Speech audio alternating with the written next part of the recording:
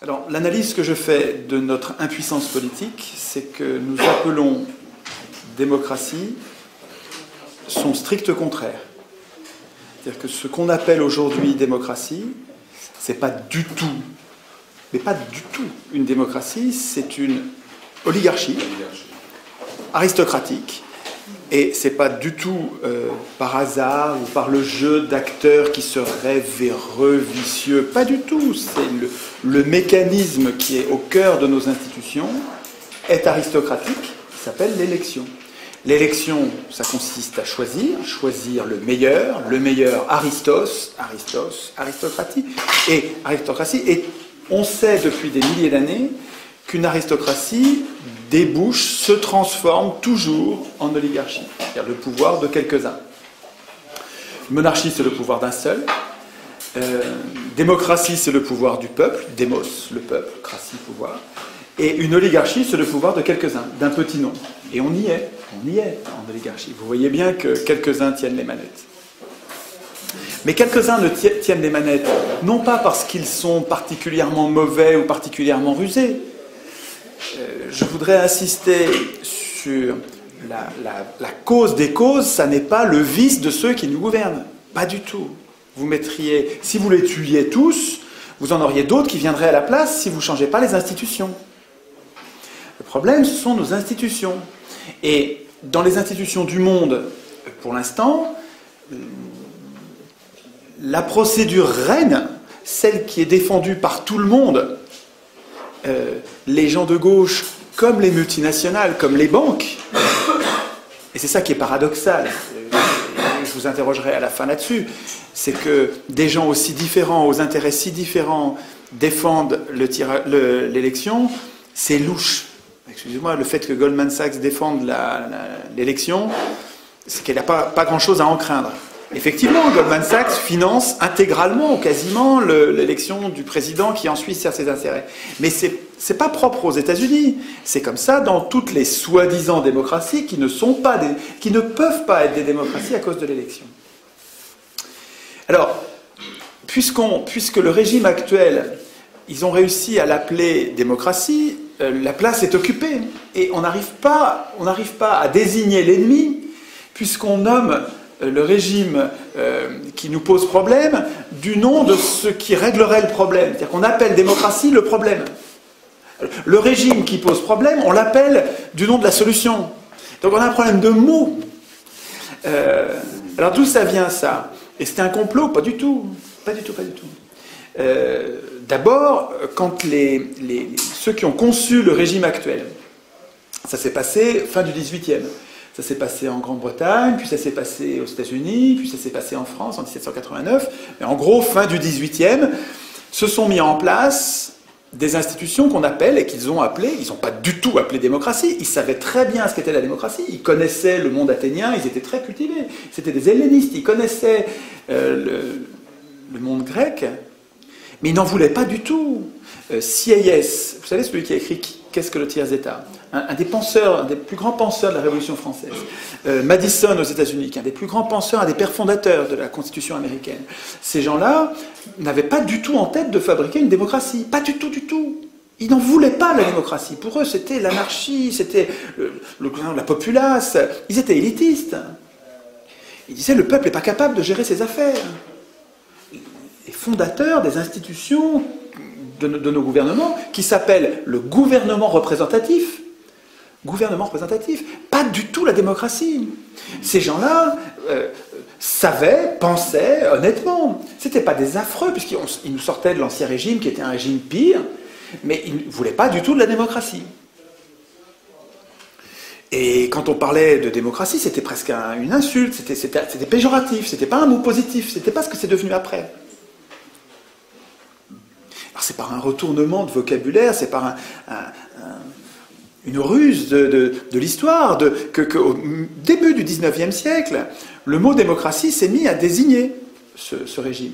Par exemple, quand Tocqueville a écrit de la démocratie en Amérique, il ne parlait pas du tout de la démocratie, c'était pas une démocratie, mais c'est un livre qui a été un best-seller immense de la démocratie en Amérique. Et il n'est pas le seul. Plusieurs auteurs, progressivement, se sont mis à appeler démocratie parce que vous allez voir qu'il y a des points communs. Il y a un point commun qui est l'égalité. On va voir quand on va parler de la démocratie athénienne que le cœur de l'objectif central de la démocratie athénienne, c'était l'égalité.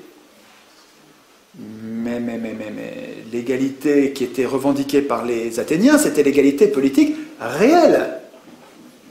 Alors que l'égalité du gouvernement représentatif, elle est formelle. Et elle est complètement factice, en fait. Elle n'est pas réelle. Vous voyez bien que notre égalité, elle est sur des détails, elle n'est pas sur l'essentiel.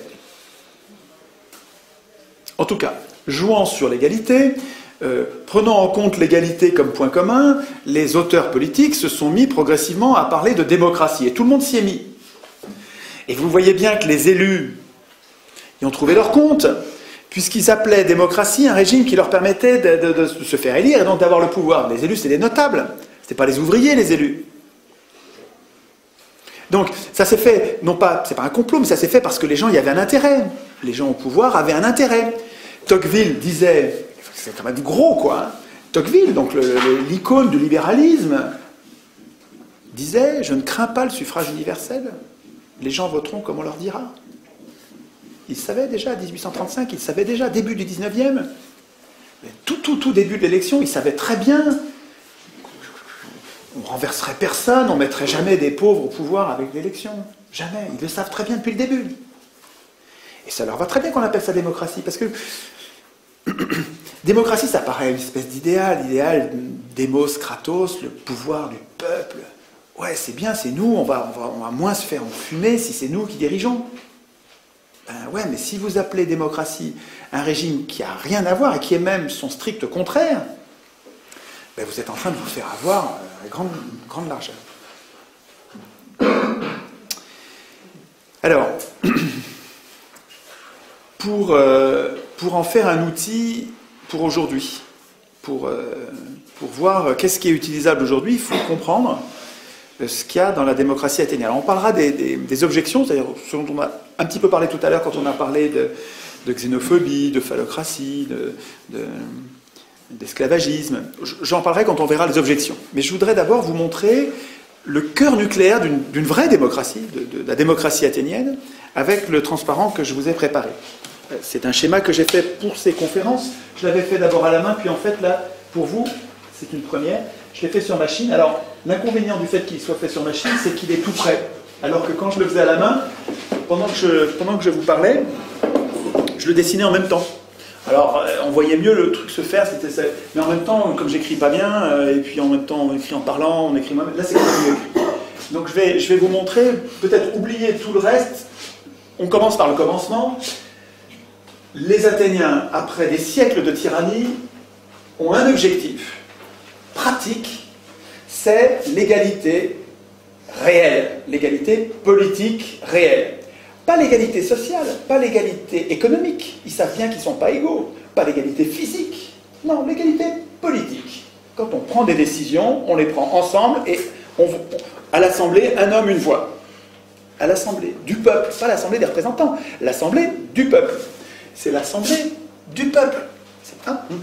Donc, l'objectif, et lui, il faudrait lui mettre une couleur particulière, parce que c'est comme c'est le centre, c'est le cœur, c'est ce qu'on ne doit pas oublier quand on va penser aux autres institutions. Ok. Alors, qu'est-ce qu'ils ont constaté, les Athéniens? Et on constate, nous, la même chose. Ils ont constaté que le pouvoir corrompt, et il faut un peu de temps, mais au bout du compte, personne n'y résiste, même les plus vertueux deviennent corrompus, ils se mettent à poursuivre leur intérêt personnel au lieu de poursuivre l'intérêt général. Constatant ça, c'est des faits, et c'est des faits qu'on voit encore aujourd'hui, on voit bien que la richesse et le pouvoir, les privilèges, ça nous change. Et même si on est bon au départ, on est moins bon, comme les drogués qui avons besoin de notre drogue après, quand on a pris le goût, on a envie que ça dure, et cette envie-là passe avant l'intérêt général. Prenant acte de ça, ce que ne fait pas l'élection, prenant acte de ça, les Athéniens ont défini des sous-objectifs qu'il faut bien comprendre comme au cœur et indispensables. Premier sous-objectif et deuxième sous-objectif qui vont ensemble, c'est l'amateurisme politique. Donc il faut donc avec comme institution, donc là c'est en gris parce que c'est bon, en couleur c'est en vert, ce sont les institutions, et là c'est les objectifs qui nous font choisir telle et telle institution.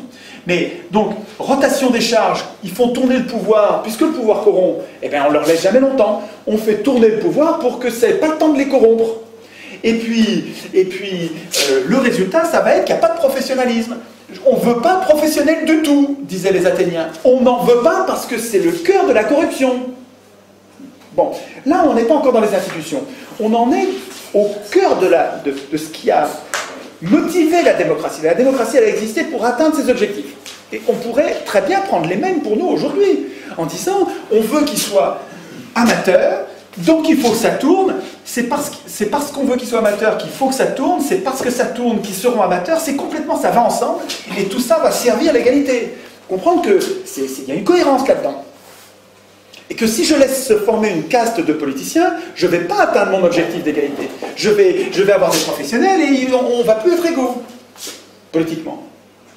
Politiquement, hein, je ne parle pas d'égalité, je sais bien qu'on est inégaux, ils savaient bien qu'on est inégaux devant la richesse, devant l'intelligence, mais politiquement, il faut qu'on soit égaux. C'est ça, le projet démocratique, c'est ça.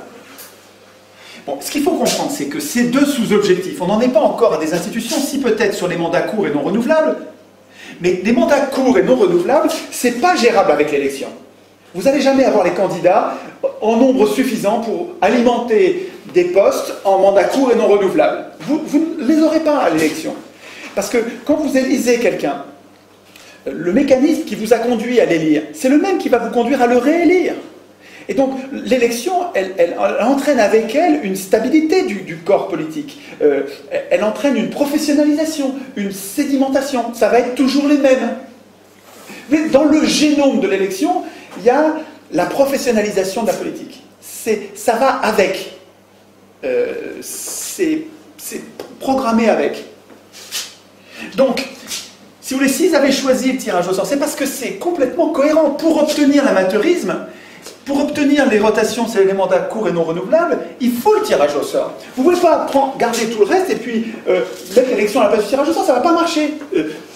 L'élection ici ne permet pas l'amateurisme et la rotation des charges. Donc ça ne permet pas l'égalité. Vous ne pouvez pas la remplacer. Le tirage au sort, c'est lui qui permet, en prenant toujours à chaque fois des gens différents au hasard, ça permet la rotation des charges et l'amateurisme, donc l'égalité. Alors ça c'est absolument central. Là on a le cœur nucléaire d'une démocratie. En institution complémentaire, pour l'objectif central, ils avaient le droit de parole. C'est-à-dire qu'ils savaient bien, ces gens-là n'étaient pas idéalistes. Platon était idéaliste. Les philosophes étaient souvent idéalistes. C'est-à-dire qu'ils nourrissaient, ils alimentaient des mythes qui permettaient de dominer. Vous savez que les mythes, ça sert à dominer. C'est Mirabeau qui disait l'homme est comme le lapin, il s'attrape par les oreilles. On marche aux histoires, on a besoin qu'on nous raconte des histoires. Vous savez, le storytelling, il y a un petit bouquin que je n'ai pas apporté, qui est un bouquin important, tout petit, qui résume, qui fait l'état de la science sur le storytelling.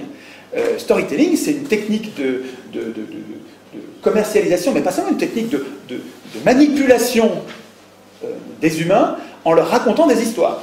On est très très très vulnérables au bobard. Nous tous, hein, vous et moi, on marche quoi. Quand on nous raconte des histoires, on y croit. On n'a qu'une envie, c'est de croire. Et donc quand on nous raconte des bobards, on demande que ça. Si ça colle avec ce qu'on a déjà compris du réel, on demande que ça. Alors, sachant, les Athéniens, eux, ils n'étaient pas idéalistes. Les Athéniens, ils étaient très très réalistes, très pratiques. Ils savaient qu'ils étaient imparfaits. Ils savaient qu'ils allaient pouvoir piquer dans la caisse. Ils savaient qu'ils allaient pouvoir tirer l'intérêt général vers leur intérêt particulier. Ils savaient qu'ils étaient menteurs. Ils savaient qu'ils n'étaient pas toujours honnêtes. Ils savaient ça. Et ils disent, eh bien, notre système, il va faire que chaque citoyen est potentiellement une sentinelle. Chaque citoyen qui veut parler, qui veut dénoncer, peut dénoncer. Et il garde la vie sauve, parce qu'à l'époque ça rigolait pas. Hein. Avant que la démocratie, quand il y en a un qui se mettait en travers, donc les opinions dissidentes, elles étaient maltraitées. On s'en débarrassait de façon expéditive. Et les Athéniens ont fait un autre choix. Ils ont dit, on va protéger les opinions dissidentes, on va laisser les gens s'exprimer en instituant l'iségoria. à quoi ils tenaient plus que l'Isonomia ou d'autres institutions très importantes de la démocratie. L'Isegoria, pour eux, c'était un pilier de la démocratie. Ce pilier, c'est chacun à l'Assemblée peut prendre la parole à tout propos et à tout moment. Il ne le faisait pas. Il fallait, parce que quand on prenait la parole, on en était écouté. Et on était volontiers ridiculisé quand on s'exprimait mal, quand on disait des bêtises, ça rigolait pas. Donc, mais tout le monde pouvait le faire. Et c'est très important que tout le monde... Donc c'était peut-être pas du tout le désordre à l'Assemblée. Hein. Il y avait les magistrats, c'est comme ça qu'on appelait les représentants tirés au sort. Leur boulot, en partie, c'était de faire régner une discipline à l'Assemblée, donc de vérifier que tout ça était ordonné. Et mais le fait que chaque citoyen qui avait une révolte, quelque chose à dire, puisse le dire en gardant la vie sauve à l'Assemblée, c'est absolument essentiel dans l'hygiène de la démocratie. C'est-à-dire que ça, c'est la garantie que les Athéniens se donnaient que la démocratie allait durer. Parce que toute dérive oligarchique, ils savaient bien qu'il y avait des dérives oligarchiques, mais chaque citoyen, ils étaient armés, je vous rappelle, hein, chaque citoyen avait le pouvoir, par les institutions qui le protégeaient, un peu comme aujourd'hui, nos institutions devraient protéger les donneurs d'alerte. Les gens comme Fabrice Nicolino, comme Denis Robert, comme cette dame qui a dénoncé le Mediator, Irène Frachon, voilà, c'est ça. Donc, les donneurs d'alerte, on en a quelques-uns, des gratinés quand même, on en a des courageux qui se donnent du mal. Il faudrait que les institutions les protègent particulièrement, un peu comme le droit du travail, protègent particulièrement les délégués syndicaux ou les délégués du personnel. Bon, les institutions athéniennes garantissaient à chacun ce droit de parole. Ça s'appelait l'Isegoria, c'est une institution essentielle. Et ça rendait les citoyens actifs. Le fait, quand vous donnez la parole aux gens et quand vous tenez compte de leurs paroles, mais les gens, ils se donnent du mal. Au contraire, quand vous avez des institutions qui font comme si ce que vous disiez n'avait aucune influence, ben ça dissuade les gens de se donner du mal. On se plaint aujourd'hui de citoyens passifs, mais les institutions rendent passifs. À quoi bon être actif, puisque de toute façon, ça ne changera rien. Imaginez à l'inverse des institutions qui soient ouvertes et qui font que vous puissiez changer quelque chose, vous allez devenir beaucoup plus actif. Regardez, en Suisse, qui n'est pas une panacée, mais qui est beaucoup plus démocratique, qui est probablement une des seules démocraties au monde, avec le Venezuela peut-être, en Suisse, le fait que chaque citoyen puisse déclencher quasiment à lui seul, avec quelques amis co-signataires, puisse déclencher un référendum, c'est-à-dire poser la question à tous les Suisses. Non mais ça les rend vachement actifs. Quand vous allez en Suisse, c'est étonnant, l'activité politique, quand vous en parlez, ces gens-là font de la politique. Beaucoup plus que nous. Alors c'est pas parfait, il reste... Les Athéniens eux-mêmes se plaignaient de la passivité, hein, on n'est jamais content, on voudrait toujours que ce soit... Mais enfin, c'est quand même... La cité d'Athènes, c'est dans l'histoire des hommes, de ce qu'on connaît, c'est la plus grande activité politique qu'on ait jamais connue. Des institutions ouvertes font des citoyens actifs. Donc, et ces citoyens actifs alimentent l'amateurisme, rendent possible l'amateurisme. Et c'est parce qu'il y a un amateurisme que vous les rendez actifs aussi, parce qu'il y a une chance, chacun avait une chance d'être tiré au sort. Le tirage au sort, il rend plausible la possibilité que je sois un jour président d'Athènes. Un citoyen sur 4, le président d'Athènes était désigné au sort tous les jours. Tous les jours, tiré au sort. Et donc chaque citoyen pouvait dire, dans ma vie j'ai été une fois président d'Athènes. Et aucun pouvait dire je l'ai été 2 fois, parce que c'était non renouvelable.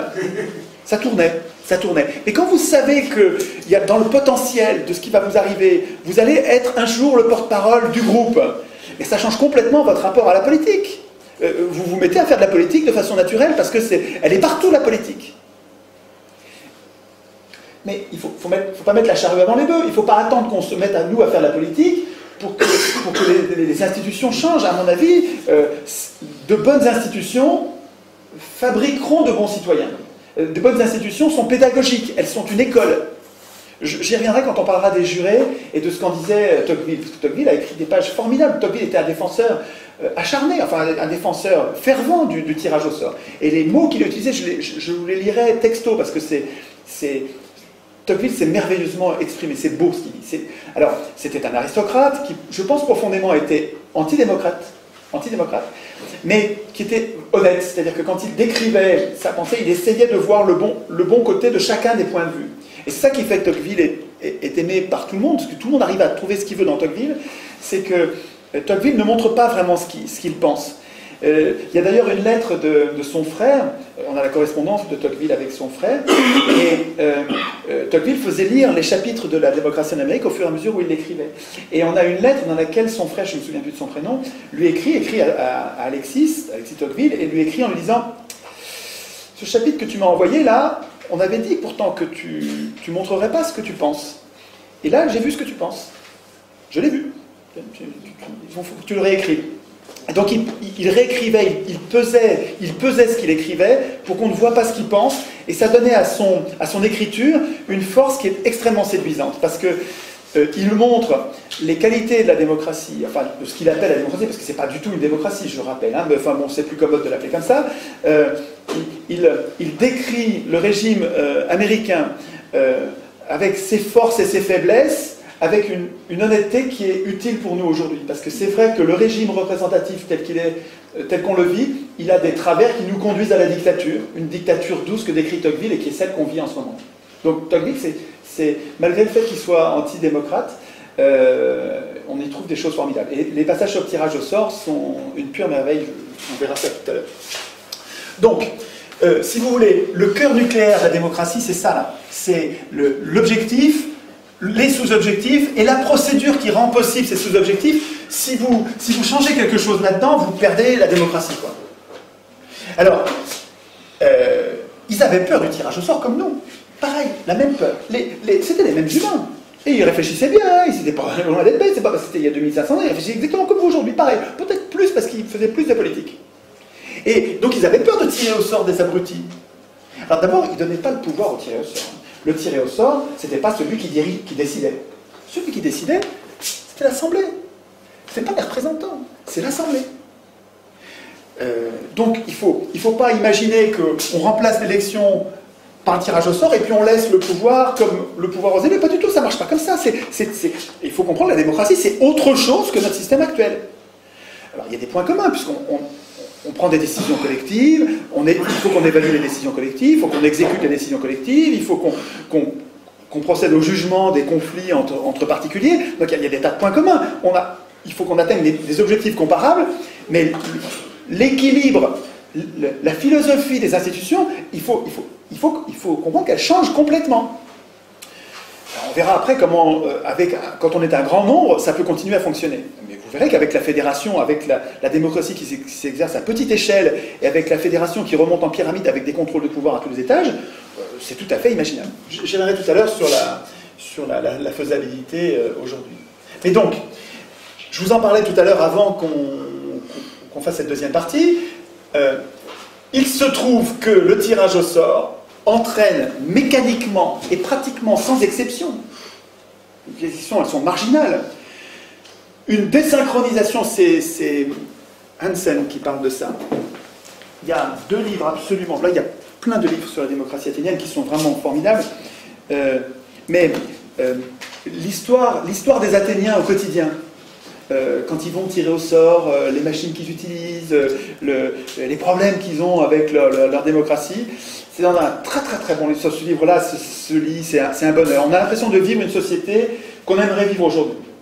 En tout cas, on sent bien ce qui est transposable dans... C'est quelqu'un qui aime la démocratie athénienne, hein, qui écrit. Il s'appelle Hansen, et ça s'appelle La démocratie athénienne à l'époque de Démosthène. Bon bouquin pour voir le quotidien. C'est un des plus grands connaisseurs connus de la démocratie athénienne, donc il y en a beaucoup, hein, des connaisseurs de la démocratie athénienne, mais celui-là est un grand bonhomme qui avait écrit plusieurs forts volumes sur le sujet et qui les a résumés pour nous en un seul bouquin pour que ce soit accessible. Et puis il y a un deuxième livre, alors lui que je vous recommande plus encore, parce que là c'est le plus important, je pense, de tous les bouquins sur le tirage au sort et l'organisation politique du pays. Pourtant c'est un titre qui n'est pas sexy, hein. Principe du gouvernement représentatif. A priori, vous voyez ça sur une étagère, vous allez dire, je vais le laisser là, je verrai peut-être demain. Vous avez tort. Ce livre est un très bon livre. C'est l'histoire du tirage au sort, c'est l'histoire du moment où on a perdu cette conception, cette importance du tirage au sort, pourquoi l'élection a triomphé, avantages et inconvénients, c'est écrit honnêtement. C'est un gars super, Bernard Manin. J'ai rencontré, c'est un gars jovial, malin, cultivé comme tout. C'est quelqu'un d'important qui a écrit un livre et il ne pensait pas faire un plaidoyer pour le tirage au sort. Lui, il voulait faire un état des lieux honnête. Et c'est tellement honnête que pour nous, qui n'entendons jamais parler de tirage au sort, on dirait que c'est un plaidoyer pour le tirage au sort. Mais en fait, il défend aussi l'élection. C'est très honnête. C'est un peu comme Tocqueville. Donc, c'est Hansen qui décrit cette désynchronisation qui montre que les riches de l'époque n'avaient souvent aucun pouvoir politique. C'était des métèques, on les appelait, c'était des étrangers. Et souvent, les Athéniens les faisaient venir avec leur richesse, donc ils leur permettaient de s'installer en leur garantissant qu'on n'allait pas leur prendre leurs biens. Et finalement, les riches, là, ces métèques, faisaient leurs affaires, ils vivaient très confortablement, ils s'étaient très bien installés, ils n'avaient aucun pouvoir politique, mais manifestement, pendant 200 ans, ça ne les a pas empêchés de prospérer. Et Athènes était une cité très prospère. Alors, je sais qu'elle était colonialiste, qu'elle était guerrière, qui faisait des expéditions, comme tous les peuples de l'époque. Je ne dis pas qu'il faut vivre comme les Athéniens, je dis juste que, par rapport aux autres cités de l'époque, c'était une cité d'une remarquable stabilité, d'une grande prospérité, avec une activité politique intense, et surtout, moi ce qui me paraît transposable aujourd'hui, et le germe qui m'intéresse, Castoriadis, un philosophe immense, disait que Athènes, c'est pas un modèle, parce qu'il y a tas de choses qu'on ne veut pas de la société athénienne, mais c'est un germe.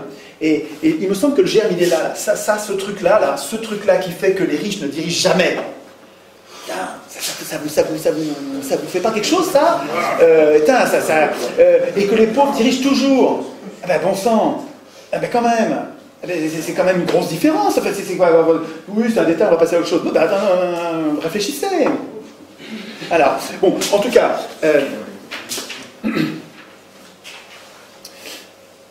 le fait est que quand on regarde l'expérience de 200 ans d'expérience de tirage au sort et d'élection, dans le rapport riche-pauvre et exercice du pouvoir, c'est quasiment du négatif, c'est un radical opposé en résultat. Et là, je parle de faits, je ne parle pas de mythes, je ne parle pas de vache sacrée du suffrage universel comme conquête historique de la classe travailleuse. Regardez les faits. Qui dirige avec l'élection? Qui dirige avec l'élection? Les pauvres? Ben non, jamais. Ou marginalement, mais même quand c'est Blum qui se fait élire. Vous savez que Blum, avant, Blum désigne un ministre des Finances, Théoriol. Il désigne son ministre des Finances. Et comme d'habitude dans la Troisième République, élection, comme d'habitude dans la Troisième République, le ministre des Finances, avant de prendre son portefeuille et de commencer à faire son métier de ministre, il va où? Il va à la Banque de France. Dans le bureau de la Banque de France, le patron de la Banque de France, le gouverneur de la Banque de France, c'est en même temps le patron du comité des forges, donc c'est le patron du MEDEF de l'époque, c'est le même bonhomme. C'était privé à l'époque. C'était privé. Mais bien sûr, la Banque de France était privée, bien sûr, mais c'est complètement privé tout ça. Le ministre des Finances, avant de pouvoir être ministre des Finances, va promettre au gouverneur de la Banque de France, qui est en même temps patron du comité des forges, il va promettre quoi? Qu'il n'augmentera pas les salaires. C'est ça l'objectif. Et donc l'élection qui amène la gauche enfin au pouvoir, ben cette gauche, avant d'avoir le pouvoir, il faut qu'elle promette aux riches que le pire du pire est garanti pour nous. Donc l'élection, il faut comprendre que même quand on élit des gens qui, soi-disant, regardez, en 81, quoi, on élit Mitterrand. Moi je chantais, j'étais content. Mitterrand. Attends, combien de temps il a mis à nous trahir au dernier degré, à faire ce que jamais l'extrême droite n'aurait fait, jamais. C'est la gauche. C'est le résultat de l'élection. C'est lui qui a contribué le plus à la dette. Ben oui, à la dette, absolument. Il était à gauche de l'extrême droite. Il n'était même pas à gauche, il était à droite. Il était à droite, puis en fait, il nous enfume, tous ces gens-là nous enfument avec des mots, quoi, parce que je vous rappelle qu'on est très sensible au bobard. Aujourd'hui, l'histoire est révélée aussi avec Mitterrand, oui. L'Oréal et tout ça, parce que c'est lié aussi à la Banque fédérale américaine à travers les nazis. Mais bon, ça, on en parlera un autre jour. Alors, je crois que c'est pas la peine de développer sur la trahison des partis de gauche une fois au pouvoir. Je dis, on en a gros sur la patate tous. Je veux dire, c'est pas la peine de développer. J'ai aucune spécificité là-dessus. Moi, ce que je crois que ce qu'il y a d'original dans ce que je vous raconte, c'est sur l'alternative, qui n'est pas une alternative pour tout de suite, je suis désolé, ça ne va pas être immédiat, il faut d'abord qu'on se passe le mot entre nous et qu'on soit des millions à défendre cette idée. Tant qu'on sera une poignée, 100 ou 1000 personnes, ça ne suffira pas, ça ne changera pas. Il faut que ça se diffuse, c'est-à-dire qu'il faut que chacun d'entre nous, on fasse ce boulot d'explication pour comprendre, quoi, pour arrêter de croire aux bobards, aux histoires, aux mythes, et puis qu'on regarde les faits, et puis quand on regarde les faits, qu'on s'aperçoit que, attends, on est en train de nous dire que c'est ça le progrès social, mais qu'on n'arrive pas au progrès social tant que c'est les riches qui dirigent. Les riches, ils ne veulent pas du progrès social. Non. Eh ben, regardez l'expérience des Athéniens, c'était il y a 2500 ans, et c'est quand même sacrément intéressant. Alors, sur le plan pratique de l'organisation, il reste que si on devait tirer au sort aujourd'hui les gens, on a quand même peur de tirer au sort. Alors moi, dans les assemblées, ils me disent, et si on tire au sort Le Pen? Ils ont peur de Le Pen. Ou si, vous savez, les gens de Le Pen, si vous dites on tire au sort un communiste, ça leur fait le même effet. Bon, si on tire au sort quelqu'un dont on n'a pas envie du tout. Les Athéniens, ils avaient la même peur. Ils avaient exactement la même peur. Ils avaient peur de certaines personnes qu'ils ne voulaient en aucun cas. Ça existait aussi, déjà à l'époque. Et pourtant, c'est ça qu'ils ont choisi, et ça a très bien marché. Donc, c'est qu'ils ont trouvé autre chose. Alors, c'est cette partie-là dans laquelle j'ai regroupé une série d'institutions, donc elles sont toutes en vert. Vous trouvez ça sur le site, hein, vous le trouvez, et puis les commentaires, ce que je suis en train de vous dire, vous le trouvez aussi, y compris ce que j'aurais oublié, puisque là je parle en improvisant, mais je vais peut-être oublier un point ou deux, mais vous le retrouvez, il y a le texte, ce qui me semble être, en oubliant pas grand-chose, à dire en commentaire de ça. Donc c'est dans ces institutions-là que les Athéniens se sont protégés contre le tirage au sort, n'importe quoi. Alors, il faut comprendre que donc vous avez compris, c'est des mandats courts non renouvelables. Les mandats courts, c'était 6 mois, 1 an, rarement plus d'1 an, et non renouvelables. Non renouvelables dans la même fonction. C'est-à-dire que si j'ai été tiré au sort pour une fonction, je peux être tiré au sort pour une autre fonction, mais plus pour celle-là. En tout cas, il y avait des variations. En tout cas, ça c'était absolument essentiel. Je mets ça dans les institutions. Le cœur d'une démocratie, c'est au centre. Ça, si vous retirez ça, ça y est, vous avez perdu la démocratie. Alors, donc il y a des mandats, et donc il y a des contrôles. Et c'est ça qui est très important. Il faudra que je pense à dire ça au moment de la synthèse, parce qu'entre l'élection et le tirage au sort, le fond du fond, ce qui fait que c'est malin, c'est le fond du fond. Mais j'y viendrai après. Donc, le mandat est l'objet de plein de contrôles, des contrôles avant, des contrôles pendant, des contrôles à la fin du mandat et des contrôles après le mandat. Donc, ces contrôles, ils en avaient tout le temps. Il faut comprendre que le tir au sort, ils avaient peur. C'était pas la même chose que les élus aujourd'hui. Je ne sais pas si vous voyez la différence. Les tirs au sort, ils avaient le sens d'une responsabilité, d'un devoir. Ils ne venaient pas se goinfrer en étant impunis de tout, irresponsables. Ça n'a rien à voir. Donc, alors, avant le mandat, qu'est-ce qu'il y avait comme contrôle pour éviter de tirer au sort n'importe qui? Il y avait le volontariat, c'est-à-dire que n'étaient tirés au sort que ceux qui se présentaient le matin à l'Assemblée, donc ils étaient 6000 à peu près en gros à l'Assemblée, ça variable suivant les époques, mais en gros, et il y en avait en gros 2000 qui se présentaient pour le tirage au sort de la journée. Alors il y avait une machine, un clérotérion. Sur le site, vous trouverez le fonctionnement. Il y a un très bon bouquin de Saint-Omer, Le pouvoir au peuple.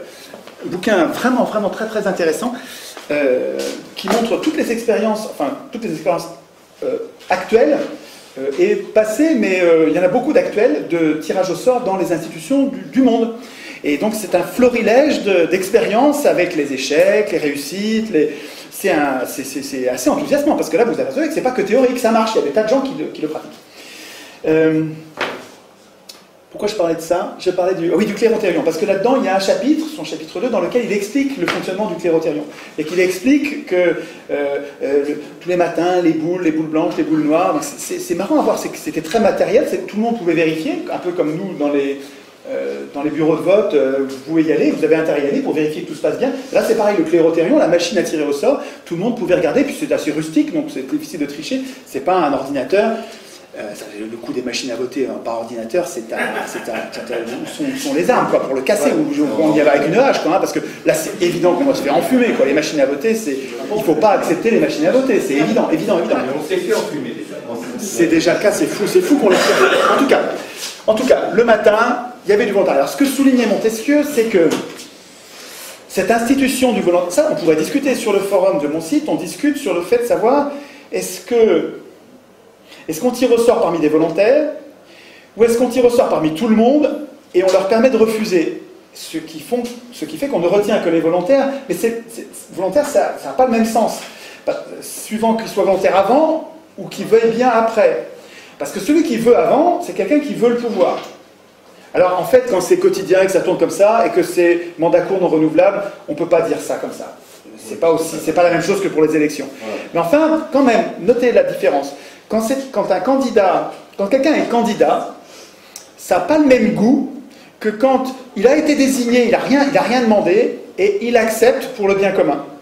Et vous allez voir qu'il y a plein de gens qui ne veulent pas le pouvoir, mais qui acceptent de le faire parce que c'est comme ça que ça marche, parce que c'est des gens bons. Il y en a plein comme ça. Et ces gens-là n'ont pas du tout les mêmes qualités que ceux qui sont actuellement au pouvoir, qui sont là, évidemment, pour se goinfrer. Enfin, c'est incroyable. Enfin, on va me traiter de populiste, de démagogue, de fasciste bientôt, je sens, parce que je suis anti-parlementaire, et puis bientôt de nazi. Voilà.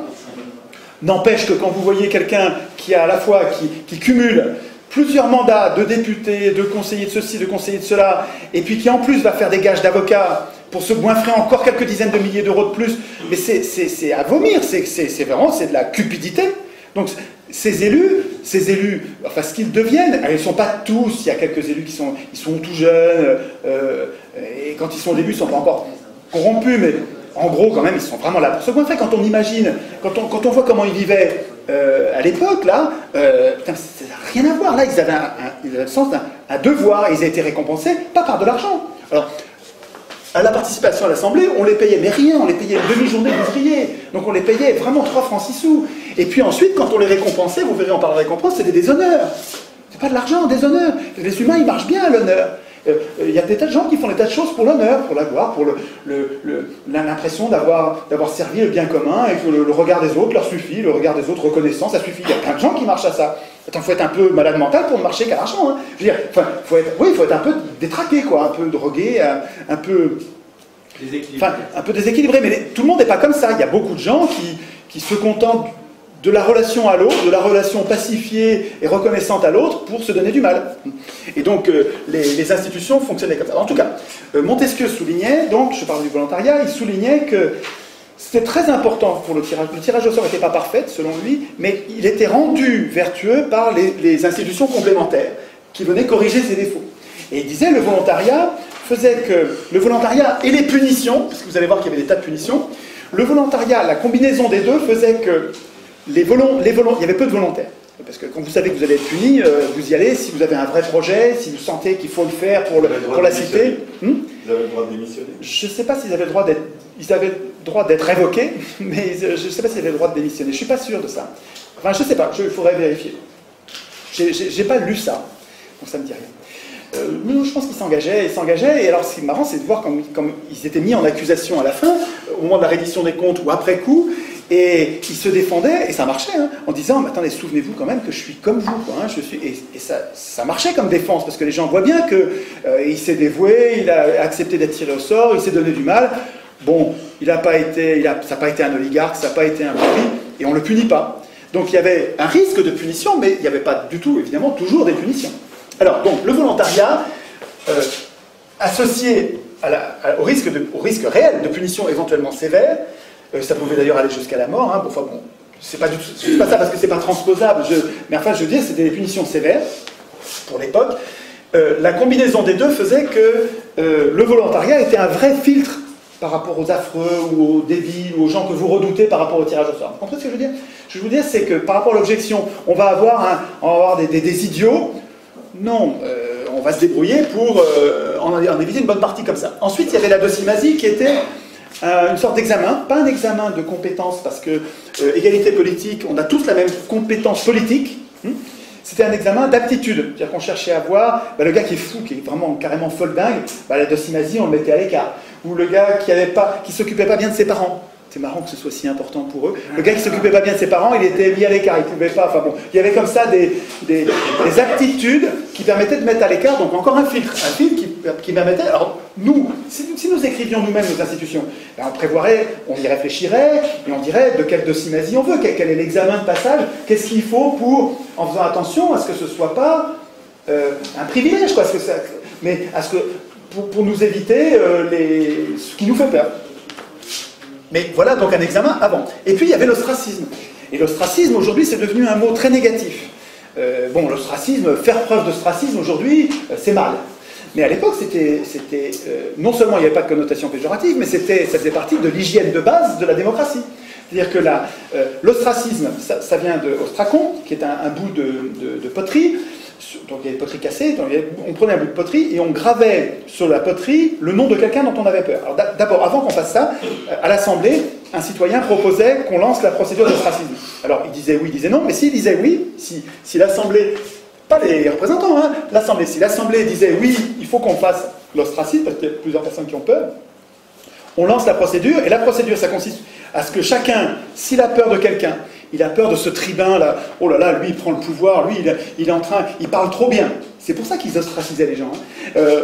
Lui il parle trop bien, ou bien lui il est en train de magouiller, il nous fait peur, pour une raison X ou Y. On grave son nom sur un ostracon, donc sur un petit bout de poterie, et ensuite on compte les ostracons, on compte les noms. Et celui qui avait le plus de fois son nom gravé sur les ostracons, on le tuait pas, on lui prenait pas ses biens, on le déshonorait même pas, mais on le mettait à l'écart de la vie politique pendant 10 ans.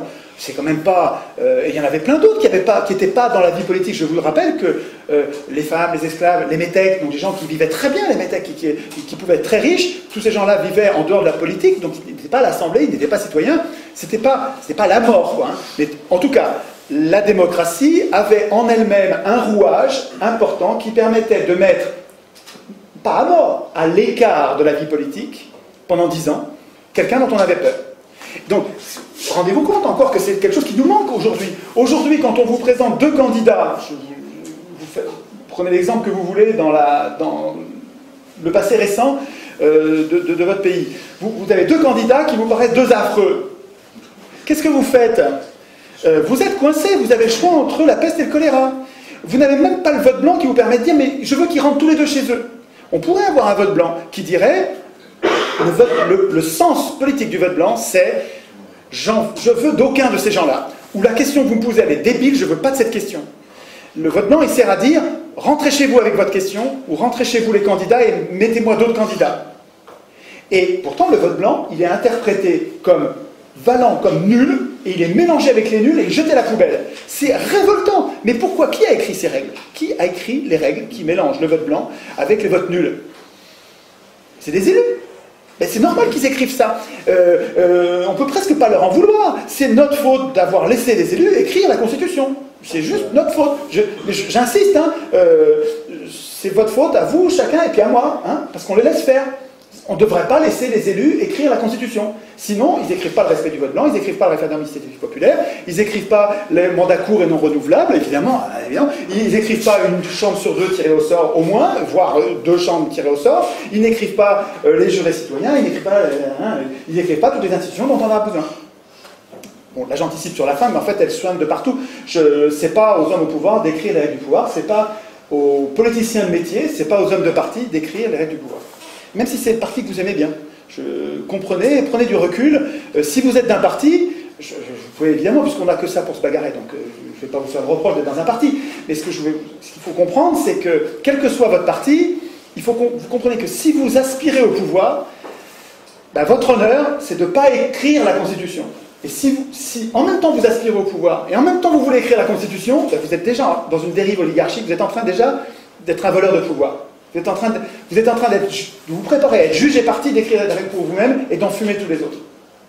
Ce qui s'est passé avec la Constitution européenne. Européenne, évidemment, européenne, française, hein, oui. De Gaulle qui écrit pour lui-même. Oui, non, mais les exemples, ils sont tous. Tu prends toutes les constitutions du monde, hein, à part celle du Venezuela, et à part celle-là, évidemment, qui a été écrite par Solon, Christine, qui ont.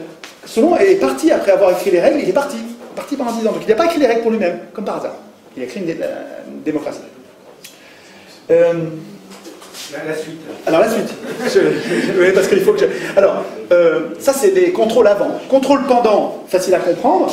les tirés au sort étaient révocables. Si on s'aperçoit qu'un tiré au sort se met à défaillir, à pas faire son boulot comme il faut en cours de mandat, l'Assemblée peut à tout moment le révoquer. Donc voilà, ça vous rassure pas ça? Attends, est-ce que vous avez ça avec les élus? Non. Eh ben voilà, quand même. Donc, mais ça va avec, hein. Tous ces contrôles-là, ça va avec. Je reviendrai après en prenant du recul. Le point commun de tout ça, c'est qu'on assume que les gens ne sont pas bons. Voilà. On assume les conflits, on assume l'imperfection des gens, on assume que la vertu n'est pas naturelle, n'est pas spontanée, n'est pas innée. On assume ça, et dans les institutions, comme on a compris ça et on l'assume, eh ben on met des contrôles partout. Et donc après ça, vous pouvez moins vous en occuper, j'y reviendrai tout à l'heure, mais vous verrez que finalement ce système-là il est beaucoup plus robuste pour les grandes structures, la grande taille. Si l'Europe était bâtie sur ce modèle-là, ben vous pourriez vous en désintéresser parce qu'il y a des contrôles partout. Alors que là, avec l'élection qui présuppose qu'ils sont... Alors on pourrait aussi s'en intéresser, on pourrait faire les deux. Ce qu'il faut comprendre, c'est... On y verra, quand on parlera d'une objection qui consiste à dire oui, mais le tirage au sort ça valait parce qu'ils étaient petits, alors que l'élection on est plein. C'est juste le contraire. L'élection il faudrait qu'on soit petit, et le tirage au sort ça marcherait mieux si c'est dans un système de grande échelle. Donc je fais vite, la révocabilité c'est facile à comprendre. La reddition des comptes, le fait d'avoir à rendre des comptes à la fin. Vous imaginez si vos élus vous rendaient des comptes? Ils vous rendent des comptes et après ça, il a exercé le pouvoir pendant 1 an, et après ça, pendant 6 mois, voire quelquefois pendant 1 an, c'est vachement long la reddition des comptes, ça prenait un temps fou. D'ailleurs, il fallait des gens tirés au sort pour aller contrôler les tirs au sort, c'est d'autres tirés au sort, hein, ils se contrôlaient entre eux. Et donc, pendant 1 an, il fallait qu'ils expliquent pourquoi ils avaient fait ci, pourquoi ils avaient fait ça. C'est 1000 fois plus protecteur que notre système, ce truc-là. C'est 1000 fois plus protecteur. Vous me dites, et si on tirait au sort un tel qui est un affreux? Mais regardez tous les contrôles qu'il y a. Donc je vous dis, c'est pas le tirage au sort à la place de l'élection. On réfléchit, on n'est pas obligé de le faire bêtement. On peut le faire comme ils l'ont fait, c'est en réfléchissant. C'est-à-dire qu'on fait le tirage au sort parce qu'on a un objectif qu'on veut atteindre, et comme on voit qu'il y a des inconvénients, on fait des institutions qui vont avec les inconvénients. Et alors ça, l'ensemble a une cohérence, et c'est bien plus malin que notre système. Bien plus malin pour l'intérêt général. Ah, c'est moins malin pour les banques. Mais pour l'intérêt général, c'est bien le système-là. Pour les banques, mais à un moment donné, ils vont nous voir venir. Hein. Bon, tant pis. En tout cas, dernière institution complémentaire du tirage au sort qui fait qu'il n'y a pas à avoir peur des affreux, c'est que même après coup, même après le mandat, si on s'apercevait, mais attends, là, il y a un gars qui a amené l'Assemblée à aller envahir une autre île et on s'est pris une pâtée du diable. Donc le gars qui nous a amené à prendre cette décision, on va donc c'était les Angéliques, c'était la possibilité de mettre en cause publiquement, donc d'accuser publiquement, donc ça veut dire que n'importe qui devient potentiellement l'accusateur de quelqu'un qui a fait du tort à la démocratie. Alors peut-être qu'il faut le tempérer, ça, hein, je vous donne juste c'est des pistes tout ça pour nous, hein, et après ça on verra peut-être qu'il faut limiter les contrôles, qu'il n'y en ait pas trop pour pas paralyser les gens, hein, donc en tout cas dans les institutions athéniennes ça rigolait pas. Après la fin du mandat, l'Assemblée pouvait changer de décision en disant non mais là ce qu'on a fait c'est une bêtise, on revient dessus, ça s'appelait le graphé paranomon, une procédure qui permettait de revenir et de changer, c'est-à-dire que mais oui, exactement. La société athénienne avait bâti des institutions qui lui permettaient, comme n'importe quel être vivant, de prendre des décisions et de savoir que peut-être elle allait se tromper, et quand elle se trompait, de changer, de revenir en arrière. Ils ont fabriqué un corps capable comme n'importe quel être vivant, de corriger et de revenir en arrière, de s'adapter. C'est tellement plus malin. C'est tellement plus malin. Bon, en tout cas, tout ça est bien plus protecteur que nos systèmes actuels, et finalement, l'ensemble, compte tenu de ce résultat qui est quand même absolument décisif pour la prospérité et le bien commun, ça devrait se tester, quoi. Enfin, la deuxième partie de ce que j'ai à vous dire, c'est les objections et les réfutations. Alors, il y a 4 ou 5 objections courantes. Donc, la première objection, c'est... Mais on va mettre des affreux aux manettes avec votre système. On va mettre des salauds ou des abrutis, des affreux aux manettes. Pas du tout. D'abord, c'est pas aux manettes. Celui que vous tirez au sort, il va pas avoir les manettes. c'est pas les représentants qui exercent le pouvoir, c'est l'Assemblée. Donc les représentants, ils nous aident, ils font tout ce que l'Assemblée ne peut pas faire. Ils préparent l'ordre du jour, ils affichent l'ordre du jour, ils vérifient la discipline dans l'Assemblée, ils exécutent les décisions, ils procèdent au tirage au sort, ils vont s'occuper de la reddition des comptes et éventuellement des punitions. Ils font tout ce que l'Assemblée ne peut pas faire. Mais en fait, ils sont nos serviteurs. Ils ne sont pas nos maîtres. Avec l'élection, on choisit nos maîtres. Avec le tirage au sort, on dit mais non, mais on n'a pas de maître. C'est pas du tout pareil. Il ne s'agit pas juste d'une procédure à changer. C'est une démocratie, c'est autre chose que ce qu'on connaît. Ce qu'on connaît aujourd'hui, ça consiste à désigner nos maîtres. Qu'on appelle représentants. Et qui s'appellent nos représentants, mais pour mieux nous tromper, quoi. Enfin, vous voyez bien qu'ils nous trompent, quoi. Il n'y a pas besoin de faire un dessin. Bon. Donc, à l'objection, mais on va désigner des affreux, on va mettre des affreux aux manettes. D'abord, il faut répondre, on ne va pas les mettre aux manettes, c'est pas eux qui ont les manettes, les tirés au sort. Et deuxièmement, les affreux, il y a plein d'institutions pour les filtrer.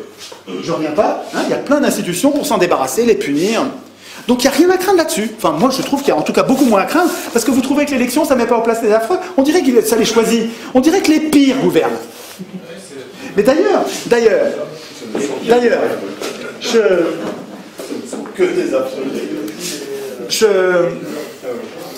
je pense que ce livre-là, ça, je pense, moi je dois avoir 1500 ou 2000 bouquins à la maison, j'ai beaucoup de livres, je lis énormément.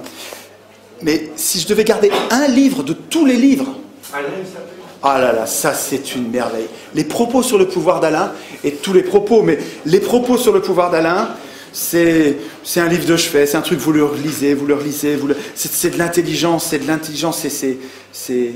très très très très très utile. C'est un vrai bon bouquin qu'on peut prendre à l'adolescence, et puis après ça, il vous suit toute votre vie, quoi. Propos sur le pouvoir, c'est génial. Alors, dans un des propos, une des pensées d'Alain, c'est, et vous allez voir ces 3 toutes petites phrases avec le sujet, verbe, complément, c'est très court, et il y a tout pour condamner l'élection. Pour condamner l'élection. Tant que je n'avais pas trouvé le tirage au sort, je trouvais qu'il y avait de quoi se foutre une balle, cette phrase-là, parce que c'était trop vrai, et c'était un piège, on ne pouvait pas en sortir. Mais avec le tirage au sort, alors, qu'est-ce que c'est? Qu'est-ce qu'il disait, Alain? Il disait, les gens bons ne se soucient pas de gouverner. C'est une façon en vieux français de dire, ils ne veulent pas gouverner. Les gens bons n'ont pas envie de gouverner. Tout est là. Autant dire que les pires gouverneront. C'est vrai que si vous avez un système de l'élection qui repose sur la candidature, et que les gens bons ne veulent pas, ne seront pas candidats, ben vous allez avoir que des affreux. Eh bien oui, les pires gouverneront, mais on y est.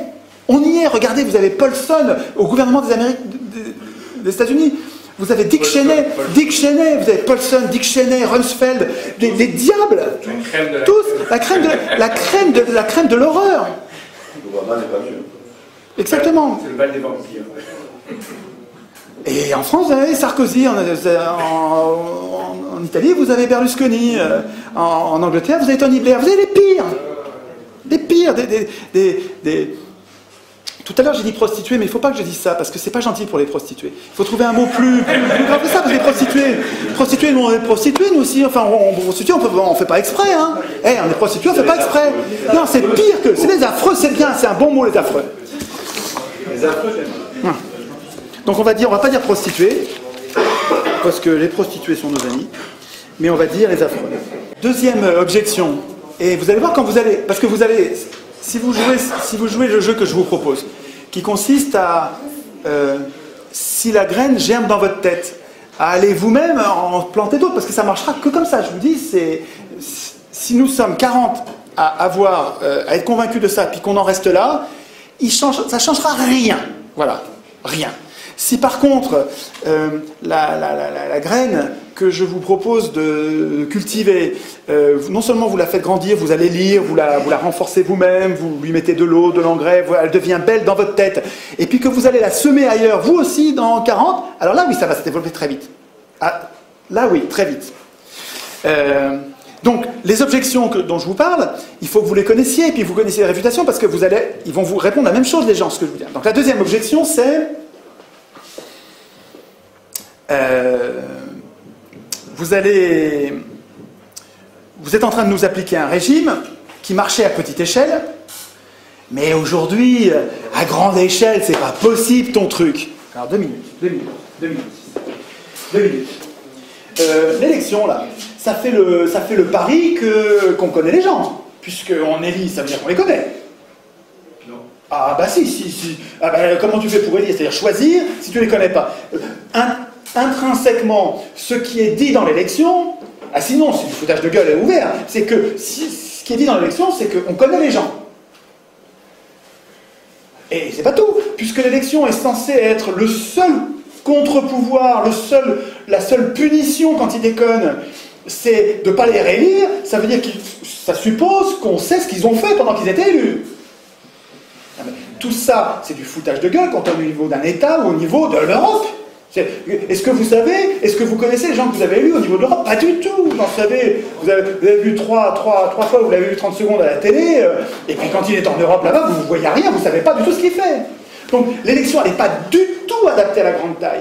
Elle est adaptée à la petite taille. La commune, vous connaissez votre maire, vous le voyez tous les jours. Vous pouvez l'interpeller, il vous connaît, vous le connaissez. L'élection, elle marche bien à petite échelle. Et puis comme l'élection fait le choix, enfin elle fait le pari idéaliste, le pari non réaliste, que les gens sont vertueux, que les élus, comme par miracle, deviendraient des dieux qui sont capables de décider, ils sont compétents sur tous les sujets, le nucléaire, les OGM, tout ça ils sont compétents, et donc il n'y a pas de contrôle, parce que soi-disant les élus sont la représentation de la nation, et donc on leur fait confiance, et donc il n'y a pas de contrôle, mais tout ça est complètement contradictoire avec la grande taille. Je veux dire, un organisme de grande taille, il a besoin de ça. Il a besoin de ça. Il a besoin de plein de contrôle. Il a besoin d'avoir assumé que les gens ne sont pas bons naturellement et qu'il faut des contrôles partout. Ben oui, il faut des contrôles. Mais ils n'aiment pas ça. Mais tant pis, c'est pas eux qui décident. Ben, tant pis, c'est pas eux qui décident. Ah si, c'est eux qui décident, ils ne vont pas mettre de contrôle. Ben regardez, là aujourd'hui. Et c'est eux qui écrivent les constitutions. Et bien ils mettent des contrôles nulle part. Mais c'est normal. C'est notre faute à nous, parce qu'on les laisse écrire les constitutions. C'est pas à eux d'écrire les constitutions. Donc, quand on vous dit, ouais, le tirage au sort, ça marchait quand ils étaient petits, sur une petite cité, et ça marchait pas dans le grand, c'est le contraire. Objection suivante que je repère, c'est on me dit, mais alors avec votre système, on va tout le temps changer d'avis, c'est jamais le même. Vous tirez au sort tous les jours le bonhomme, mais attendez, vous allez changer d'avis tous les jours. Comment allez-vous faire pour avoir une politique de long terme, avoir une espèce de vision d'avenir, tu vois, c'est ça qu'ils vous disent en disant le tirage au sort, vous allez avoir n'importe quoi, vous changez de bonhomme, vous changez de politique, vous allez gouverner en zigzag. D'abord, pourquoi pas gouverner en zigzag? Tout ce qui est vivant fonctionne comme ça. Vous prenez n'importe quel enfant qui apprend que ça brûle, ben, la prochaine fois il ira pas, il est en zigzag, oui, il y a été une fois, puis il ira pas une deuxième fois, et tout ce qui est vivant fonctionne comme ça. Pourquoi pas la société moderne avec une assemblée qui se tromperait et qui dirigerait en zigzag? Première parenthèse, mais surtout, cette objection qui consiste à dire on va changer tout le temps d'avis, c'est pas vrai, c'est pas les tirés au sort qui décident. C'est pas les tirés au sort qui décident, c'est l'Assemblée. Et l'Assemblée, elle est stable, c'est tout le temps le même peuple. L'Assemblée, les Athéniens n'avaient pas un problème de zigzag en décidant, c'était toujours les mêmes qui décidaient. Alors, ils étaient une trentaine de milliers et ils étaient que 6000 à l'Assemblée. Donc, ils n'y étaient pas tout le temps, hein, ils bossaient, et puis de temps en temps, ils allaient à l'Assemblée. Quand ça leur pétait, ils allaient à l'Assemblée. Donc, quand vous avez envie d'aller à l'Assemblée, vous y allez, puis quand c'est plein, vous reviendrez demain. Mais à l'Assemblée, il y avait en gros un corps de citoyens qui était... Vous savez, quand vous parlez à l'Assemblée des problèmes de la cité, est-ce qu'on va faire, est-ce qu'on va ouvrir une mine ceci, est-ce qu'on va faire un cela, qu'est-ce qu'on va faire de cette terre, sur ce marécage, est-ce qu'on va la sécher, pas la sécher. Enfin, quand vous discutez à l'Assemblée, vous-même, vous discutez des problèmes de la cité, quand vous sortez de l'Assemblée, vous allez en parler autour de vous, et en fait, toute la cité, elle est imprégnée en permanence des problèmes de la cité. C'est-à-dire que la délégation, elle est pas du tout impérative, c'est pas du tout une fatalité, le fait d'avoir abandonné votre pouvoir à des élus. C'est des élus qui ont décidé ça, c'est pas vous. Est-ce qu'un jour, vous avez dit, moi je tiens à l'élection et je renonce au tirage au sort? Vous saviez même pas que le tirage au sort existait. Non, je veux dire, ce sont des élus qui ont décidé qu'il fallait les élire. Donc c'est pas du tout une fatalité. Donc on changerait d'avis tout le temps, à mon avis c'est une objection qui ne tient pas la route. Objection suivante. Vous allez forcément désigner des incompétents. Nous vivons dans un monde complexe. Écoutez, mon vieux, on est allé à l'heure du nucléaire, c'est quand même géostratégie mondiale, avec des choses quand même très très très compliquées. Vous allez désigner n'importe qui. Vous allez désigner les incompétents. C'est une blague. Vous trouvez que les élus sont compétents? Est-ce que vous savez combien de bombes atomiques ont été larguées dans l'atmosphère? Je dis bien dans l'atmosphère. Vous savez, Fukushima, c'est un peu des petites vapeurs. Mais là, je vous parle de bombes atomiques. C'est pas des petites... Non, je dis des petites vapeurs par rapport... Est-ce que vous savez ce que c'est qu'une bombe atomique? Dans l'atmosphère. Je vous dis, vous voyez le bordel radioactif que c'est. Alors, c'est une bombe atomique. Vous savez combien ils en ont acheté depuis 1945? Les élus, là, les responsables, les compétents, les gens... Non, on ne va pas désigner n'importe qui, on va désigner des gens qui sont capables de faire des choses compétentes, des choses raisonnables. Combien de bombes atomiques? Plus de 2000. 2000 bombes atomiques dans l'atmosphère, et sous terre, et dans la mer. Directement, là. Il y a une animation, il y a un artiste qui a fait donc une recension de toutes les explosions, avec leurs dates, et qui a fait une petite vidéo qui dure... je ne sais plus, une dizaine de minutes, et vous avez le temps qui passe avec 1 seconde tous les mois, et puis, je ne sais plus, à peu près, peu importe la gradation, et puis vous avez le premier truc qui pète juste avant Hiroshima, c'est dans le désert d'Amérique, et puis après ça, vous avez poum poum, vous avez les deux coups de Hiroshima et Nagasaki, ça se calme. Puis après ça recommence à péter dans le désert des États-Unis, puis ça se met à péter, je ne sais plus dans l'ordre, si je crois qu'après c'est l'URSS qui commence à faire péter, pour en faire 2000, il en faut un paquet, des petits points rouges, puis à un moment, dans les années 60, mais ça n'arrête pas. C'est des responsables, on vous dit, avec des tirés au sort, vous allez désigner des incompétents, mais on se fout de nous. Hein? Les Français, ils ont réussi à s'irradier eux-mêmes. Eh bien complètement, mais attendez, mais c'est que quand vous faites péter une bombe atomique, vous n'irradiez pas que vous-même, vous irradiez toute la planète, et puis ça va rester pendant des millions d'années, toutes ces particules. Enfin bon, bref. Et puis combien? Alors, mais là, vous allez pouvoir prendre le relais avec moi. Les élus prétendent être compétents. Et combien de guerres ils ont déclenché, les élus? Combien de guerres? Qui a balancé du napalm et des pesticides sur le Vietnam par millions de litres? Qui? Les élus? C'est les élus, hein? Attends, c'est épouvantable ce qu'ils ont fait sur le Vietnam. Épouvantable, absolument épouvantable. C'est dingue ce qu'ils ont fait au Vietnam. C'est profondément révoltant ce qu'ils ont fait au Vietnam. C'est des élus qui ont fait ça. Des gens compétents. Est-ce qu'une assemblée populaire aurait fait ça? Je ne suis pas sûr du tout. Peut-être que oui, mais je ne suis pas sûr du tout. Et quand on fait des assemblées, vous trouvez dans ce bouquin-là, sur le pouvoir au peuple de Saint-Omer, quand vous voyez ce que décident des assemblées de citoyens tirés au sort. Par exemple, au Mali, il y a une assemblée de citoyens tirés au sort qui ont réfléchi sur les OGM. Donc on a tiré au sort sur les listes électorales des gens qui ne connaissaient rien aux OGM, rien de rien.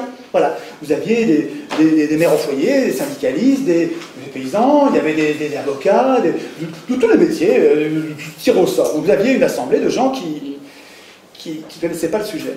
Et puis pendant des mois, ils avaient de l'argent pour le faire, ils avaient une enceinte, ils avaient des locaux pour recevoir les gens, ils ont fait venir les gens de Monsanto en leur posant la question, alors, pourquoi est-ce qu'il faut les OGM? Alors les gens de Monsanto ont expliqué pourquoi il fallait les OGM. Ensuite ils ont fait venir les gens de la Confédération Paysanne, pourquoi vous ne voulez pas les OGM? Alors les gens ont expliqué pourquoi ils n'en voulaient pas. Ensuite ils ont fait venir les gens de Bayer, donc un autre céréalier, en disant voilà pourquoi on le veut. Ensuite ils ont fait venir les paysans d'Amérique latine qui utilisaient des OGM depuis longtemps, en leur disant pourquoi vous avez fait ça?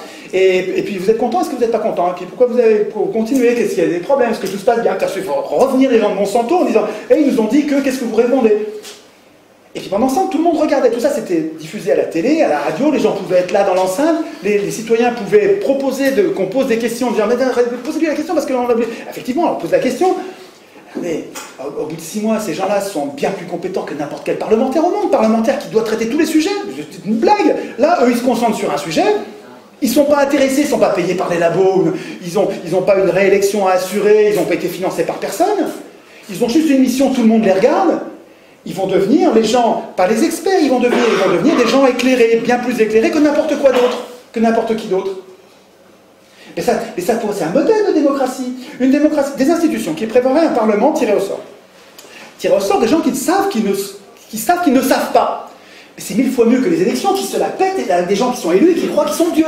Là, vous avez des gens qui sont tirés au sort, ils savent qu'ils ne savent pas, qu'est-ce qu'ils font? Sur chaque sujet de société, au lieu de décider eux à la place des autres, eux qui sont tirés au sort et qui savent que demain ils vont revenir dans la population normale. Et ces gens-là, les institutions vont les aider, vont les inciter à désigner une autre assemblée tirée au sort qui, elle, va être spécialisée sur le problème qui leur est soumis. Et en fonction du rapport que va faire l'assemblée spécialisée, ils vont décider telle ou telle loi. Et éventuellement, s'il y a un doute, eh ben, on fait un référendum. C'est-à-dire que tous les gens décident par référendum. Ça n'a pas le même goût. Vous comprenez ça? Alors finalement, sur l'assemblée des OGM, l'assemblée du Mali, là, elle a décidé qu'à l'unanimité, c'est assez parlant, à l'unanimité, c'est plutôt non. Plutôt non, parce qu'on n'a pas compris à quoi ça sert, on n'est pas sûr que ça va être bien, et on n'a pas la preuve que c'est pas dangereux.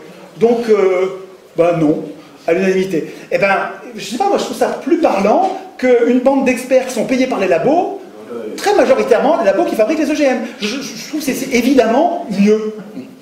Donc, cette histoire de compétences, c'est des conneries. Le parlementaire médecin qui vient d'être élu, ou le prof qui vient d'être élu, sur le nucléaire, il connaît rien. Sur le réchauffement climatique, il connaît rien. Ce qui va faire sa compétence, je ne dis pas qu'il ne va pas être compétent, il va être compétent quand il va se mettre à bosser sur un dossier. Il va devenir compétent. C'est son travail qui va le rendre compétent. Mais c'est pareil pour n'importe quel tiré au sort. Les tirés au sort, ils ne sont pas compétents parce qu'ils sont tirés au sort, parce qu'ils sont élus, ils sont compétents parce qu'ils bossent. Et c'est leur boulot qui va les rendre compétents. Donc, on désignerait forcément des incompétents. C'est des sottises. J'ai presque fini. Le modèle athénien était esclavagiste, phallocrate et xénophobe. Ça, alors là, je garde le meilleur pour la fin. Parce que c'est ça vous allez l'avoir. C'est-à-dire qu'on vous dit, ah, mais attendez, l'élection, c'était la démocratie athénienne, c'était une oligarchie. Regardez, vous aviez une toute petite poignée de gens qui avaient le pouvoir, et tout le reste, c'était des esclaves, des femmes, des médailles. Une toute petite poignée de gens. Attendez. À l'époque, sur Terre, c'est un anachronisme de les juger avec nos valeurs et nos valeurs d'aujourd'hui, alors qu'eux étaient à l'époque, alors que c'était impossible de ne pas être esclavagiste à l'époque. C'était très marginal, quoi. Quand vous avez tout le monde autour de vous, tout ce qui existe, c'est esclavagiste, vous êtes esclavagiste comme tout le monde, quoi. C'est comme si on disait, nous, on a des chiens et des chats. Voilà, c'est comme si on disait que nous, on mangeait des vaches.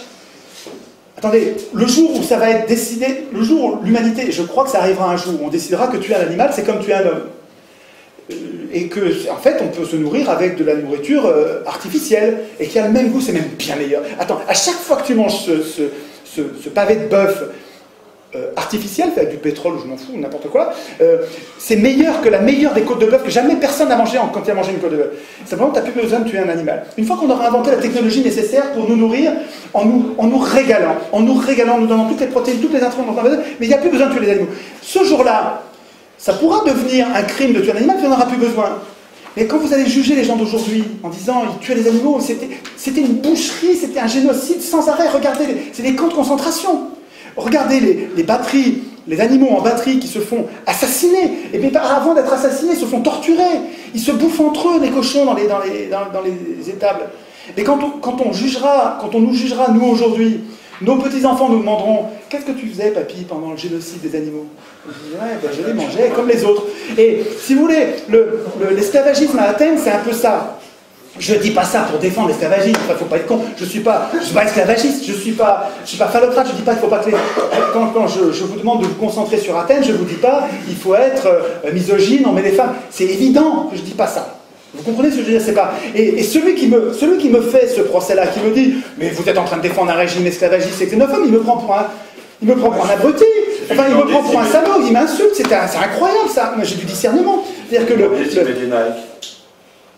oui, voilà, on ne va pas leur reprocher de ne pas voler en avion ou de ne pas porter des Nike à l'Athénien. Bon, en tout cas, ce que je veux dire, c'est que regardez-le, celui qui vous dit ça. Celui qui vous dit bah, la démocratie athénienne, vous êtes en train de nous défendre un régime qui était un régime d'esclavagistes. Vous me prenez vraiment pour un imbécile. Vous êtes en train de tout mélanger parce qu'il y a un truc qui vous gêne là-dedans, qui va vous foutre au chômage. Parce qu'en général, c'est les élus ou les sponsors d'élus qui vous disent ça. Ben, évidemment, c'est des gens qui vont tout perdre là, qui vont perdre leur pouvoir d'élu, et les riches qui vont perdre leur courroie de transmission d'élus qui sont à leur service. Ils vont tout perdre avec le tirage au sort. Donc ils ont intérêt à tout mélanger, ils mettent du caca, du truc dedans, c'est tout mélangé, regardez comme c'est sale. Et vous dites, bah, allez, circuler, rien à voir. Mais vous, enfin, il me semble, nous, notre intérêt, c'est d'avoir du discernement. Quand quelque chose est mal d'un côté, il n'est pas forcément tout mal. Je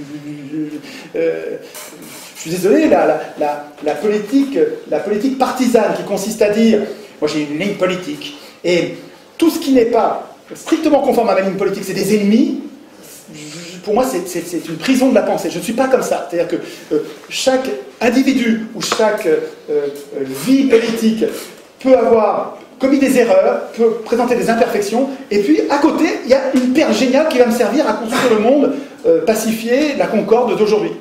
Et à Athènes, je vous dis, si vous avez du discernement, regardez à Athènes. Est-ce que l'esclavagisme rendait possible la démocratie? Et si vous répondez oui, absolument, la démocratie n'était possible que s'il y avait l'esclavagisme, alors là, oui, ok, je dirais c'est vrai. Donc c'est un système qui porte en lui quelque chose d'inacceptable, et on laisse tomber. Mais est-ce que c'est vrai? Alors, il y a un peu de vrai, mais qui n'est pas vrai du tout. Un peu de vrai, c'est que c'est parce qu'il y avait des esclaves qu'ils avaient du temps pour faire de la politique. C'est parce que les femmes s'occupaient de la maison, de la tambouille et de la culture, de l'agriculture, que les mecs pouvaient aller faire de la politique. C'est vrai, ça c'est vrai. Mais aujourd'hui, avec le pétrole, les énergies fossiles, avec les machines, on a des esclaves de fer qui remplaceraient mille fois plus de travail et de temps libéré que les esclaves de chair de l'époque. C'est-à-dire qu'avec des machines, de simples machines, on pourrait très bien travailler beaucoup moins et avoir le temps de faire de la politique, et puis pas que de la politique, faire aussi de la philosophie, de la musique, des conversations et jouer. Donc, ce que je veux dire, c'est que l'esclavagisme, peut-être qu'à l'époque, ça rendait possible la démocratie, mais aujourd'hui, on n'a absolument pas besoin de l'esclavagisme pour que ça marche. On a d'autres moyens qui nous libéreraient du temps, le temps nécessaire pour... Il faudrait surtout qu'on se débarrasse de nos parasites, parce que c'est parce qu'ils nous piquent des milliers de milliards tous les ans, tout le temps, qu'on est obligé de temps travailler. Si les richesses que nous créons par notre activité, par notre industrie, par nos efforts, si nous les répartissions correctement, sans se les faire piquer par quelques privilégiés, on aurait beaucoup moins besoin de travailler. Beaucoup moins, genre 2 jours par semaine. Et la retraite à 50 ans. Mais oui.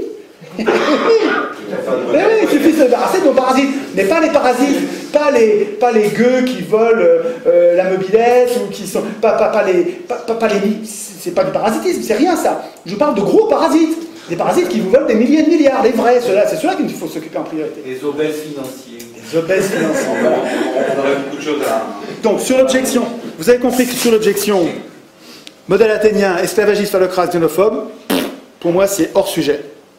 Je trouve. Si je prends du recul sur tout ça, comment se fait-il Qu'est-ce qui permet d'être sûr que ça marchera toujours comme ça? Comment se fait-il qu'un système tiré au sort, où on désigne au sort nos représentants, ceux qui nous aident à exercer le pouvoir, comment ça se fait que ça désynchronise la puissance politique et la puissance économique?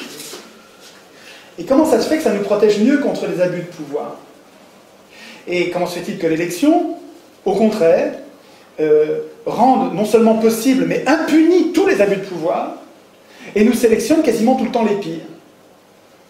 Ben, il me semble, et j'en ai parlé un petit peu, mais c'est le moment d'en reparler parce que je crois que c'est au moment de finir, au moment de conclure, c'est vraiment, on est sur l'essentiel.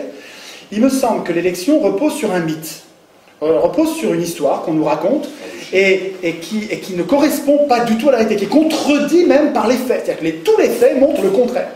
Le mythe de l'élection, c'est que nous sommes capables de choisir de bons maîtres, et parce que nous les avons choisis, ils vont être bons. Ça, c'est un mythe. Ça ne marche pas.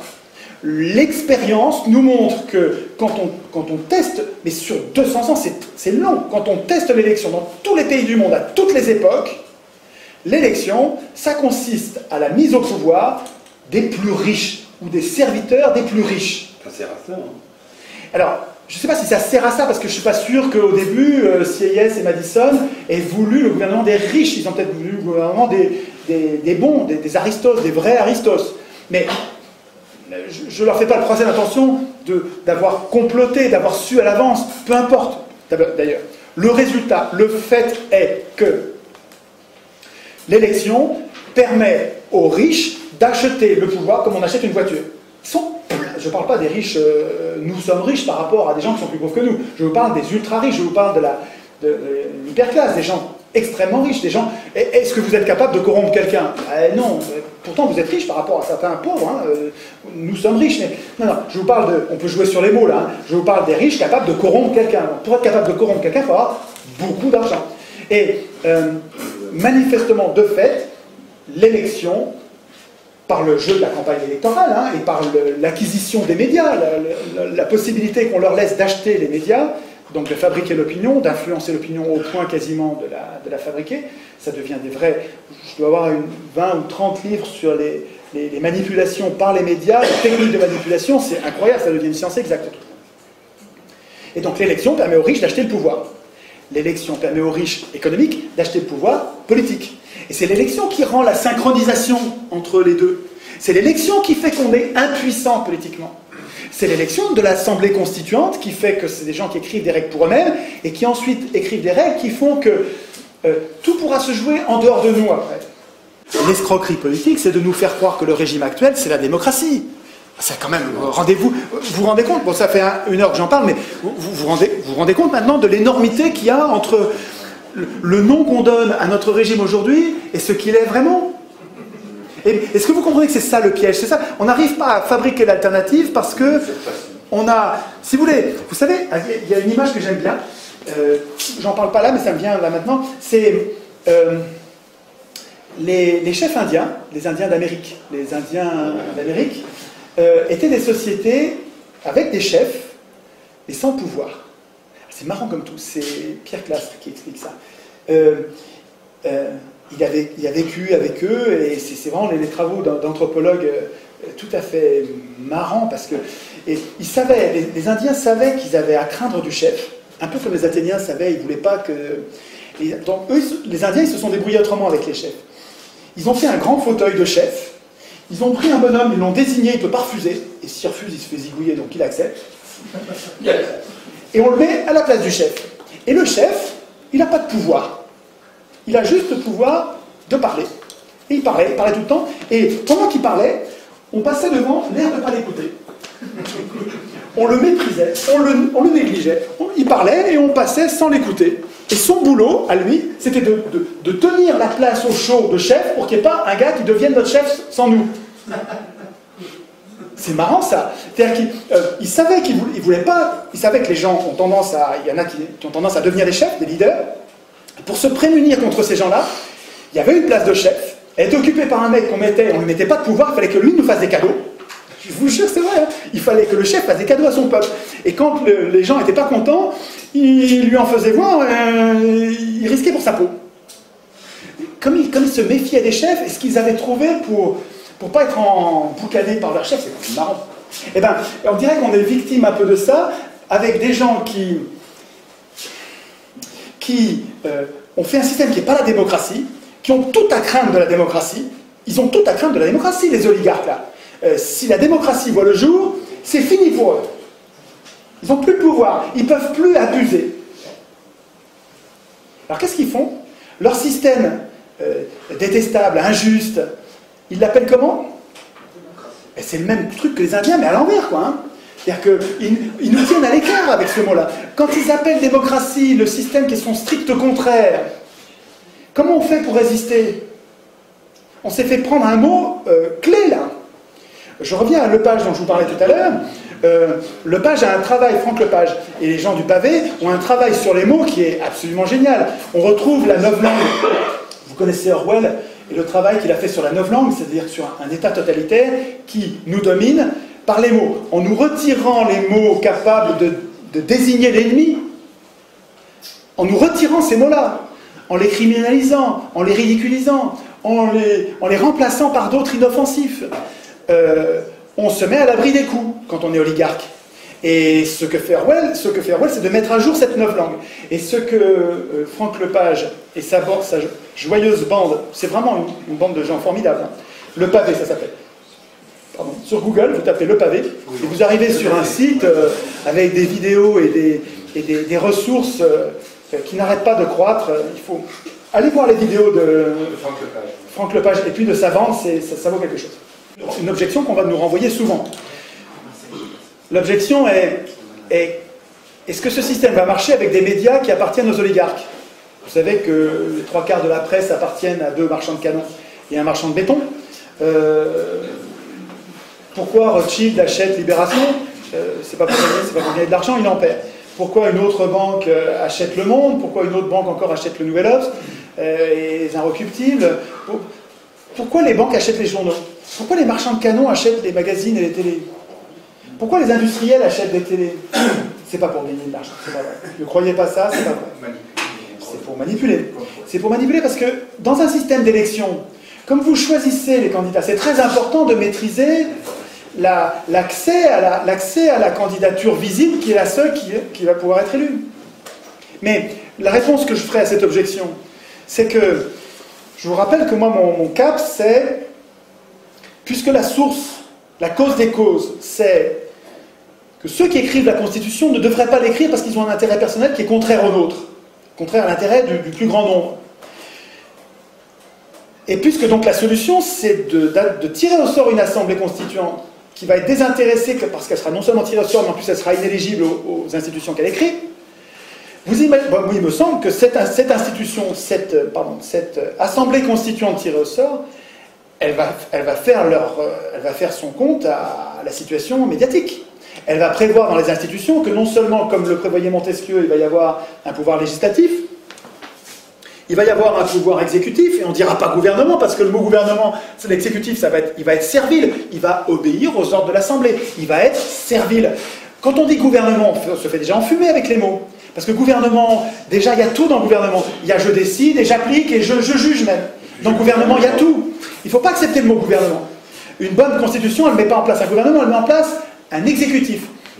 Montesquieu, c'est séparation des pouvoirs. Toi, tu écris les lois, tu es parlement, mais tu ne les exécutes pas. Toi, tu es exécutif, tu exécutes les lois, tu as la force armée, mais tu écris pas les lois. Et puis toi, tu es juge, donc tu les regardes, s'ils déconnent, tu les punis, et puis tu t'occupes des litiges entre citoyens. Et la triangulation de ces pouvoirs bien séparés fait qu'il n'y en a aucun qui est capable de devenir tyrannique. Vachement malin cette idée. Juste, il n'avait pas prévu parce qu'il ne connaissait pas, il n'y avait pas la télé. Comme il n'y avait pas la télé, Montesquieu a oublié de prévoir les médias. Mais nous, on n'est pas obligé se limiter à ces pensées Montesquieu. On a toujours intérêt. On sait bien, nous, que les médias sont un pouvoir plus important encore que le Parlement, et donc on va mettre les médias sous contrôle, et sous contrôle démocratique, avec des jurés citoyens tirés au sort qui vérifient que tout se passe bien, et on va vérifier, et on va évidemment interdire à toute entreprise d'être en même temps entreprise et propriétaire d'un média, évidemment. Et du même coup, parce que je vous laisse, ce truc-là, vous le mettrez en place, vous n'allez pas le mettre en place, ils vous laisseront jamais faire un bout de ça, même un bout, ils ne vous laisseront pas faire. Donc, ce que je veux dire, c'est que ce projet-là, un projet de vraie démocratie, jamais ils nous laisseront faire. Ça se fera pas en étant gentil. Je veux dire, on va pas leur demander la permission. Ils vont dire oui, c'est pas comme ça que ça va se passer. Et donc, quand vous allez changer les choses, vous changerez en même temps les médias. Les médias, vous ferez. Et à mon avis, il n'y a pas que ça. Il va falloir penser à la monnaie. C'est-à-dire qu'il va falloir penser quand dans les institutions. Montesquieu n'en a pas parlé. Il a raté un truc parce que c'était en train. Montesquieu, c'était 18e, on ne voyait pas encore le projet, on ne voyait pas encore se former le problème du pouvoir bancaire. Ça commençait pourtant déjà, mais ça ne se voyait pas. Donc c'était pas dans l'air du temps, on n'en discutait pas. Mais aujourd'hui, quand même, aujourd'hui, dans les institutions, si on ne prévoit pas le problème, la solution, la protection, le contrôle des autorités monétaires, si on ne prévoit pas ça, on est plus con que la moyenne, je veux dire, il faut quand même y penser. Évidemment, si on écrit de nouvelles institutions, l'Assemblée constituante, il va falloir qu'elle réfléchisse à la monnaie. Une phrase pour finir. Autant je comprends qu'un industriel, qu'un banquier, qu'un oligarque défende l'élection mordicus, je comprends, c'est un moyen qui lui permet d'acheter le pouvoir, c'est logique. Je lui en veux même pas, il est dans son rôle. C'est normal. Mais que des militants de gauche ou de droite qui sont humanistes, qui cherchent une société, parce qu'il y en a plein à droite des gens qui cherchent une société apaisée, c'est une société un peu plus violente quand même que les sociétés de gauche, mais les gens de gauche ils ne se rendent pas compte qu'ils nourrissent aussi une certaine violence, donc je ne les départage pas, m'est égal. Mais que les gens qui sont humanistes de tous ces bords, qui cherchent à une société pacifiée,